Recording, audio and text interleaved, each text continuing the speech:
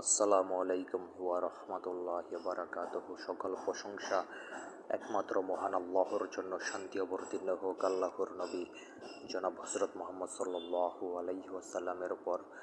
কেউ যদি সালাতুল ইস্তেখারা একবার করার পরে তিনি কোনো সিদ্ধান্তে পৌঁছতে না পারেন, যে তিনি স্বপ্নেও দেখছেন না অথবা তার মন কোনো দিকে টানছেও না, তিনি দ্বিধাগ্রস্ত অবস্থায় আছেন, এমন অবস্থায় তিনি কি করবেন? এমন অবস্থায় তিনি আবারও সালাতুল ইস্তেখারা করবেন যতক্ষণ পর্যন্ত না তিনি তার মনে প্রশান্তি হচ্ছে, মানে সালাতুল ইস্তেখারা করার পরে কোনো একদিকে মনের ঝোঁক না বাড়ছে, মন দ্বিধাগ্রস্ত অবস্থায় রয়েছে, ততক্ষণ পর্যন্ত তিনি ফরজ নামাজ পড়ার পরে এক্সট্রা সুন্নত দিয়ে বা এক্সট্রা নফল দিয়ে, মানে বাড়তি সুন্নত অথবা নফল দিয়ে তিনি সালাতুল ইস্তেখারা করতে থাকবেন। ফরজ নামাজ তো অবশ্যই পড়তে হবে, ফরজ ছাড়া নফল কবুল হবে না।